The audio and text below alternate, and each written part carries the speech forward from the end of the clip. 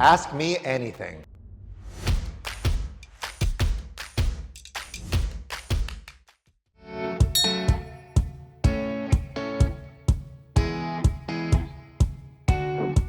Niraj, my piece of advice to potential ambassadors is simple.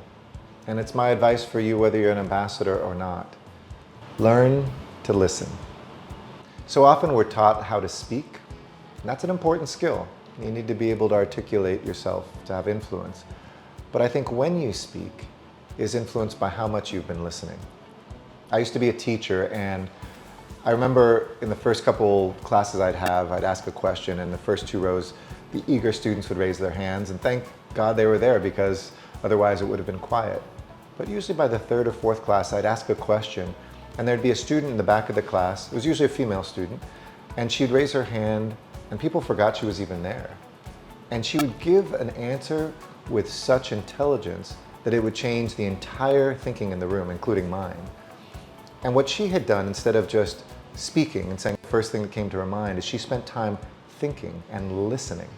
And so I think good ambassadors can listen and feel where people are coming from, so that when she or he moves forward to try to move an issue forward, you have the credibility and the sympathy, the empathy to understand others and to find a solution. So learn to listen.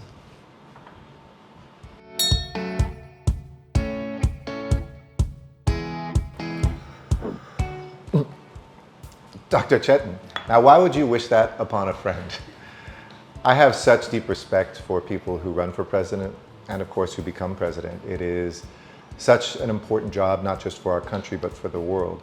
But for me, I love being able to make an impact at this scale. I never close doors, but that's not a way of coyly saying, yeah, I'm going to run in the future.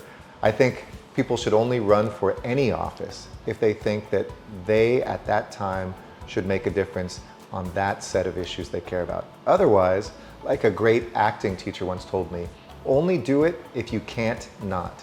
And certainly running a city and being mayor of Los Angeles, I feel like I've had that experience that we ask of our governors, chief ministers, presidents, prime ministers, of being able to bring together diverse departments and agencies, ministries, and figure out ways to tackle everyday problems. So who knows what the future holds, but it's kind of you to say that. And I guess I'd ask the same thing. Do you ever plan to become prime minister?